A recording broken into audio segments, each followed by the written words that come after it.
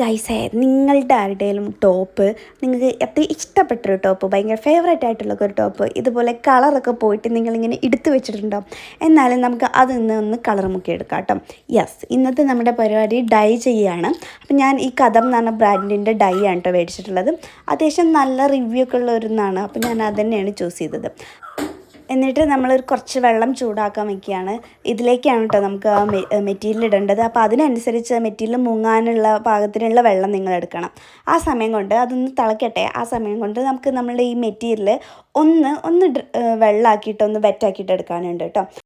ഇങ്ങനെ ചെയ്തിട്ടുണ്ടെങ്കിൽ നമുക്ക് പെട്ടെന്ന് നമ്മൾ തിളപ്പിച്ച് വെച്ച വെള്ളത്തിലേക്ക് ഇടുമ്പോൾ പെട്ടെന്ന് എല്ലാ സ്ഥലത്തേക്കും ആ ഒരു കളറ് പിടിക്കാൻ ഹെൽപ്ഫുള്ളായിരിക്കും. അതിന് വേണ്ടിയിട്ടാണ് അത് നനച്ചെടുക്കുന്നത് കേട്ടോ. എന്നിട്ട് ആ വെള്ളത്തിലേക്ക് ഇതുപോലെ ആ ഒരു കളറ് പൊടി ഇട്ടിട്ടുണ്ട്. അതിൻ്റെ ഒപ്പം തന്നെ സോൾട്ട് ആഡ് ചെയ്തിട്ടുണ്ട് കേട്ടോ. കല്ലുപ്പാണ് ഏറ്റവും നല്ലത്. പിന്നെ എന്നിട്ട് നമ്മൾ അതൊന്ന് നന്നായിട്ടൊന്ന് മിക്സ് ചെയ്ത് കൊടുക്കുകയാണ്.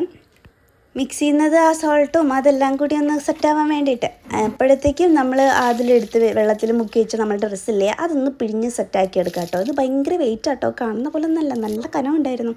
എന്നിട്ട് നമ്മൾ ആ ഒരു നമ്മളുടെ ഡൈ കളറിൻ്റെ ഉള്ളിലേക്ക് ഈ ഡ്രസ്സ് ഇട്ട് കൊടുക്കുകയാണ് കേട്ടോ. അപ്പോൾ ഡ്രസ്സ് ഇട്ട് കൊടുക്കുന്ന സമയത്തും അത് ഫുള്ളായിട്ട് മുങ്ങണം കേട്ടോ.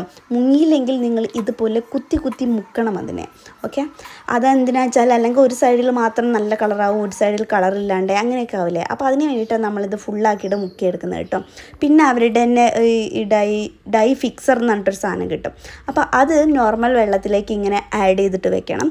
അതിലേക്ക് നമുക്ക് ആ ഡ്രസ്സ് ഇടാനുണ്ട്. ഇത് ഞാൻ വലിയ കാര്യത്തിൽ ചൂടുത്ത് പോയിട്ട് ഇത് പൊക്കിയെടുക്കണം.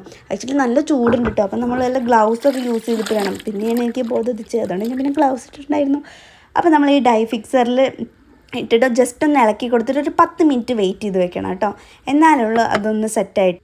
പിന്നെ കുറച്ച് കളർ അതിൽ ബാക്കി ഉണ്ടായിരുന്നില്ലേ നമ്മളെടുത്ത ആ വെള്ളത്തിൽ. അപ്പോൾ അതിലേക്ക് ഞാൻ ഒരു വേറൊരു ഷർട്ടും കൂടി അതിലേക്ക് മുക്കി വെച്ചത് കേട്ടോ. അതും കൂടി ഒന്ന് കളർ പിടിക്കട്ടെ.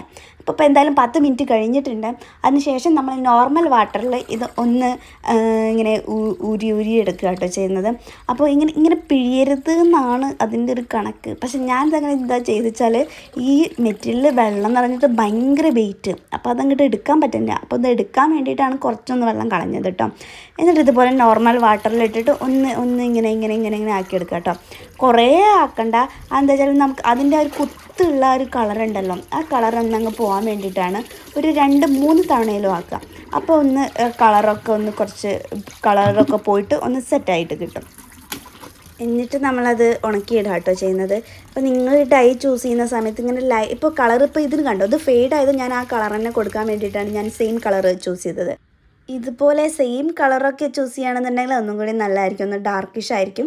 അല്ലെങ്കിൽ എപ്പോഴും ലൈറ്റ് മെറ്റീരിയൽ ഡാർക്ക് ആക്കാനുള്ള കളേഴ്സ് കൊടുക്കുക കേട്ടോ. അപ്പോഴേ ഉള്ളൂ നമുക്ക് ആ കളറിൻ്റെ ആ ഒരു എഫക്റ്റ് മനസ്സിലാവാം. അല്ലെങ്കിൽ പിന്നെ വൈറ്റ് മെറ്റീരിയൽസിലൊക്കെ ആണെങ്കിൽ ഏത് കളറും സ്യൂട്ടായിരിക്കും. ഓക്കെ, അപ്പോൾ അടുത്ത വീഡിയോ ആയിട്ട് കാണാം. Bye bye.